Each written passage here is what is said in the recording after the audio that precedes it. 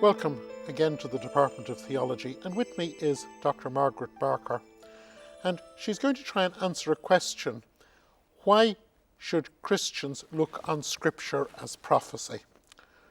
Margaret, why should and why do Christians look on Scripture as prophecy?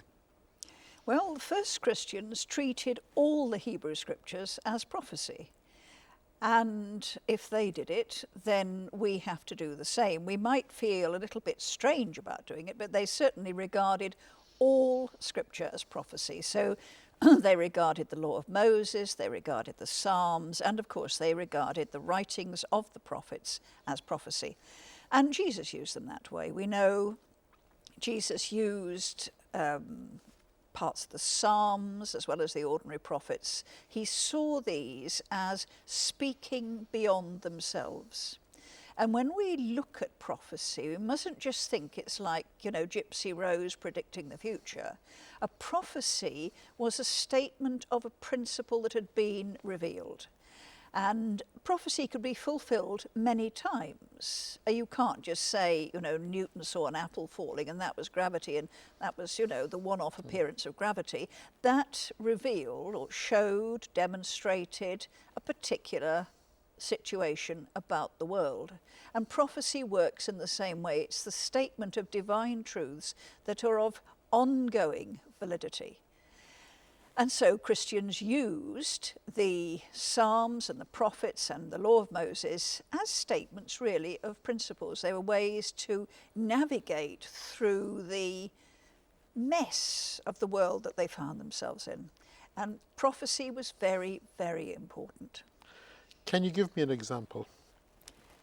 An example of prophecy in the New Testament? An example of how prophecy is used in the New Testament. Well, Matthew's Gospel, for example, is full of prophecies. Now, this is partly because Matthew's style was adapted to the community for which he was writing. And as far as we can see, the community for which he was writing was a community of Hebrew Christians. And so linking the events in the life of Jesus to prophecy would have been very, very important for the community that gave him the stories in the first place, and also for the community, subsequent generations, who would be using those stories. And so you start in the first chapter of Matthew, and you have the prophecy of the virgin shall conceive. The second chapter, you have the Magi who are following the star, and there's a prophecy in the book of Numbers about a star that is going to be the sign of a significant birth in Israel and so forth. You then move through Matthew's Gospel, and he sees the ministry starting in Galilee, and he says, yes, that's another prophecy in Isaiah about the light shining for the first time in the northern part of the country. And then Jesus does his healing miracles, and Matthew says, you see, that's another prophecy.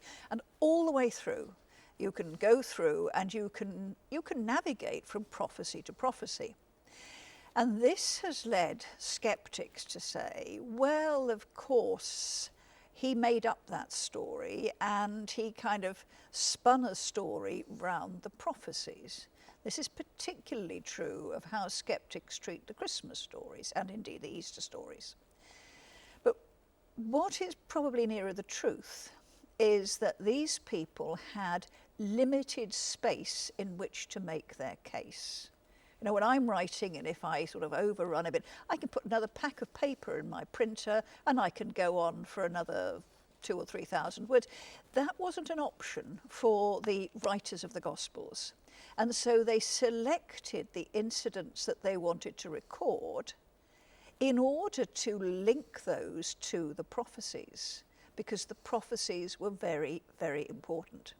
And so when we look at Luke's account of the Nativity, for example, there are no actual quotations in Luke chapter 2, but there are allusions all the way through.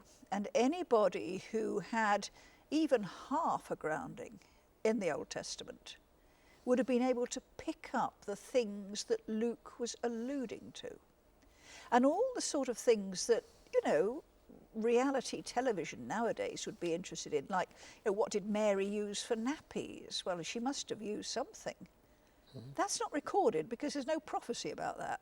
But we are told all sorts of other things that were very, very important. So when we look at the New Testament in the light of Old Testament prophecy, we mustn't bring our questions to it. We actually have to try and discover what their questions were, which is, why did he write this? Why did he find it necessary to link this to prophecy? Can I give you an example and tell me, is this an example of, and you tell me whether you see this as a case of prophecy.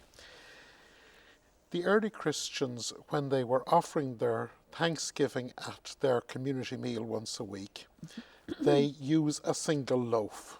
And of course, Paul talks about one loaf, one church, one Christ. Yeah. They're aware of the prophecy of the people of Israel being scattered, and they're scattered like bread, like seeds scattered on the hills, which is effectively lost because it can't be harvested. It's out there among rocks, and they're very interested in the idea that their loaf, all the thousands of scattered grains, the grains have all sort of come in, and then the grains have been milled and turned into flour and then transformed into something wonderful. So scattered grains are transformed into the unity of the loaf. And they read this as fulfilling what they had read in the prophets. Now, is that actually an experience? Is that actually prophecy working itself out in early Christian experience? Oh, I'm sure it is, because they built on prophecy. They assumed prophecy as the basis of their worldview. But when they'd assumed that as the basis, they didn't just stick with that. They grew it, so to speak. And so a lot of Christian symbolism, imagery and so forth is built on prophecy, and you can't understand that symbolism in context unless you know the component parts, the prophetic worldview, the imagery, the allusions on which that is built. And so if you come to the New Testament without that background, you are in grave danger of reading something that isn't there at all. And that's becoming very, very common. It's dressed up as being a personal reading of Scripture. And sometimes you have to say, well, I'm sorry, it's wrong. I'm delighted to hear you say that, because I'm always intrigued by Jesus is led up the high mountain, the great Transfiguration scene. And of course, people are tempted to say, well, is it Mount Tabor, or is it Mount Tabor in southern Galilee, or is it somewhere else? But of course, actually, it's the high mountain that the prophets are talking about. It's the high mountain where the whole of Israel is realized. Oh yes, the mountain is symbolic, and it doesn't actually matter which mountain it is. I mean, if you read those Aramaic translations of the Hebrew Scriptures, you'll find that everything happens on the same mountain. And because these are translations written by Jews, then obviously everything happens on Mount Zion or Mount Moriah or whichever name they're going to use for it. But other people, like the Samaritans, said, oh, no, it happened on our mountain. And other people said, well, actually it was Sinai. And then other people said, well, the name of that one was actually Horeb. And so it goes on. And things happening on a mountaintop are very, very important. And the important thing is not what you call the mountain, but to know that that mountain can only be understood by understanding the prophets. Oh yes, absolutely. And what is revealed on the mountaintop is very important as well. The Sinai revelation, there's a great Transfiguration mosaic at Mount Sinai. And there's no question that the Transfiguration, we know that didn't possibly take place at Sinai, but it's the mountaintop. This is where Moses met the Lord, and this is where the disciples met the Lord. And it's where they saw beyond the material reality that limits perception, and they saw beyond time and beyond matter. And so they saw the Lord radiant, and they saw Elijah and Moses. So seeing beyond time. So again, we have a lovely case that to understand the fundamental Christian message, like having the pot with its roots in soil, we need to realize that they experienced their experience in the light of what they knew from the prophets. Oh yes, because if you have a strange paranormal experience, either you've no idea what to make of it, or you interpret it in terms of your own religious tradition. This is true of people who sometimes tell me about very curious experiences they've had, and I say, well, that sounds to me like the experience of an angel. But if you've been brought up in a secular world and you have no idea what these experiences are, when they happen to you, you've no idea what's happened, and you put it down to being, feeling a bit funny, or maybe being, a bit overtired or something like that.